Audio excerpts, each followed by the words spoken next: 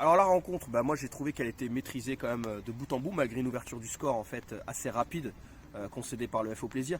Comme au tour précédent face à Aubergenville, ils ont concédé une ouverture du score assez rapide, mais ils ont su réagir assez rapidement et montrer leur supériorité technique et tactique surtout. Les joueurs, moi je les connais depuis le début de saison, je les suis, que ce soit en Coupe de France, en Coupe des Yvelines et en championnat, ils ont tendance à quand même avoir des trous dans leurs prestations. C'est-à-dire que ils accélèrent à un moment donné, ils marquent 2, 3, 4 buts et puis derrière, ils prennent des occasions énormes. Ils ont de la chance parce que les équipes pour le moment ne sont pas très fortes, ils ne les concrétisent pas. Mais il faut savoir qu'à 2-1, ils passent devant Plaisir.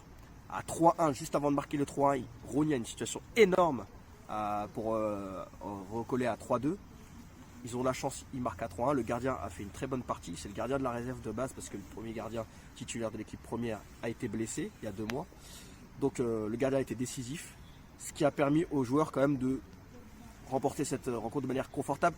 Mais en face, ils étaient démobilisés, Rogny. Ils n'avaient plus le mental, ils n'avaient plus le physique.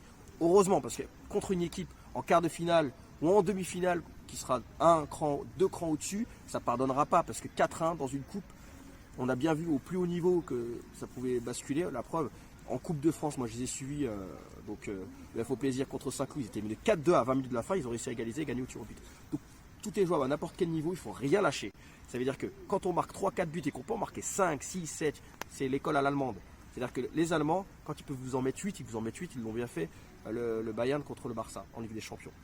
Donc moi, ce que je conseillerais aux joueurs, c'est de continuer à se faire plaisir, même si on mène, on continue à bien jouer, parce qu'à la fin, ils sont arrêtés de jouer à 15 minutes de la fin, et ils auraient très bien pu se faire surprendre. Comme contre Aubergenville où ils ont gagné 6-1, là l'écart se réduit à 4-1 contre Rogny, qui est une D2 comme eux.